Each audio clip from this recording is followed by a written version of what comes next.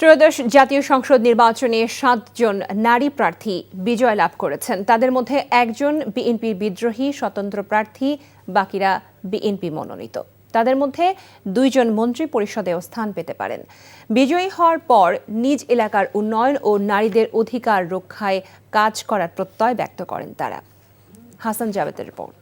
White plus pro sensitive স্কয়ারে মাঠের বাইরেও তো আমরা এভাবে দেশপ্রেম দেখাতে পারি। ত্রয়োদশ জাতীয় সংসদ নির্বাচনে বিএনপি সহ বিভিন্ন দল থেকে ৮১ জন নারী প্রার্থী এবার প্রতিদ্বন্দ্বিতা করেন। তবে জামাত সহ ইসলামী দলগুলো কোনো নারী প্রার্থী দেয়নি। ৮১ জনের মধ্যে ৭ জন সরাসরি ভোটে বিজয় লাভ করেন। তারা হলেন বিএনপির শামা ওবায়েদ।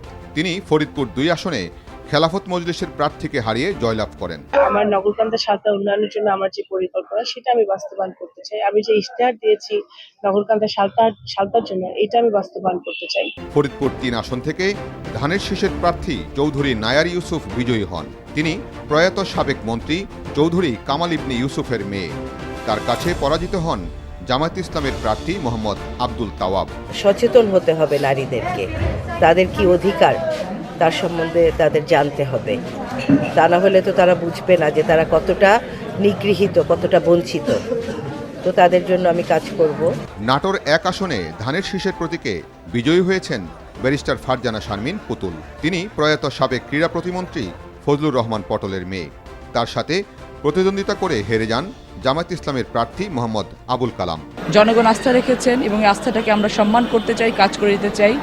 প্রতিশ্রুতির জায়গা থেকে বলতে চাই, অনেক প্রতিশ্রুতি দিয়েছি, সবগুলোকেই আমরা সার্থক করার জন্য কাজ করে যাব।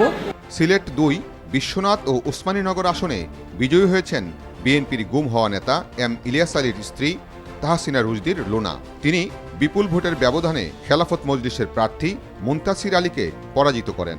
বিএনপির আরেক প্রার্থী আফরোজা খানম রীতা মানিকগঞ্জ ৩ আসনে বিপুল ভোটে জয়ী হন। বাংলাদেশ খেলাফত মজলিসের মোহাম্মদ সাইদ নূর রীতার কাছে পরাজিত হন। ঝালকাঠি সদর ও নলছিটি নিয়ে গঠিত ঝালকাঠি ২ আসন, সেখানে বিএনপি মনোনীত প্রার্থী ইশরাত সুলতানা ইলেন ভুট্টো বিজয়ী হয়েছেন। জামাত ইসলামের প্রার্থী এস এম নেয়ামুল করিমকে বিপুল ভোটে পরাজিত করেন তিনি।